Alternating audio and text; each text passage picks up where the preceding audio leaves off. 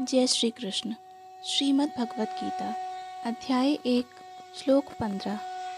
पांचजन्यम ऋषिकेशो देवदत्तम धनंजय पौंड्रम दधमो महाशंखम भीमकर्मा वृकोदरः। भगवान कृष्ण ने अपना पांचजन्य शंख बजाया। अर्जुन ने देवदत्त शंख तथा अतिभोजी एवं अति मानवीय कार्य करने वाले भीम ने पौंड्र नामक भयंकर शंख बजाया। अर्थात इस श्लोक में भगवान कृष्ण को ऋषिकेश कहा गया है, क्योंकि वे ही समस्त इंद्रियों के स्वामी हैं। सारे जीव उनके भिन्नांश हैं, अतः जीवों की इंद्रियां भी उनकी इंद्रियों के अंश हैं।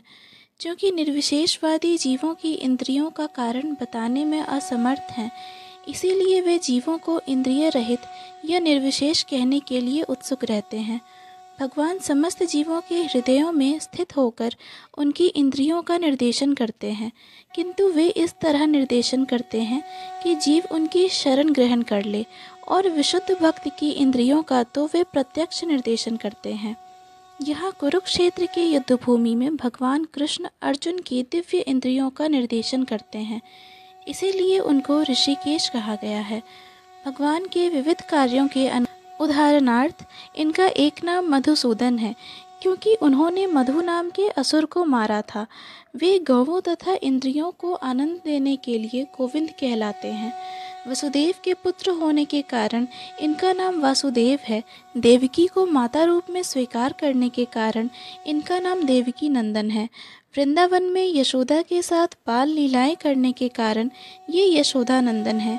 अपने मित्र अर्जुन का सारथी बनने के कारण पार्थ सारथी हैं। इसी प्रकार उनका एक नाम ऋषिकेश है, क्योंकि उन्होंने कुरुक्षेत्र के युद्ध स्थल में अर्जुन का निर्देशन किया। इस श्लोक में अर्जुन को धनंजय कहा गया है, क्योंकि जब इनके बड़े भाई को विभिन्न यज्ञ संपन्न करने के लिए धन की आवश्यकता हुई थी, तो उसे प्राप्त करने में इन्होंने सहायता की थी। इसी प्रकार भीम वृकोदर कहलाते हैं, क्योंकि जैसे वे अधिक खाते हैं, उसी प्रकार वे अति मानवीय कार्य करने वाले हैं, जैसे हिडिंबासुर का वध। अतः पांडवों के पक्ष में श्री कृष्ण इत्यादि विभिन्न व्यक्तियों द्वारा विशेष प्रकार के शंखों का बजाया जाना युद्ध करने वाले सैनिकों के लिए अत्यंत प्रेरणाप्रद था। विपक्ष में ऐसा कुछ न था। न तो परम निदेशक भगवान कृष्ण थे, न ही भाग्य की देवी श्री थी। अतः युद्ध में उनकी पराजय पूर्व निश्चित थी। शंखों की ध्वनि मानो यही संदेश दे रही थी। जय श्री कृष्ण।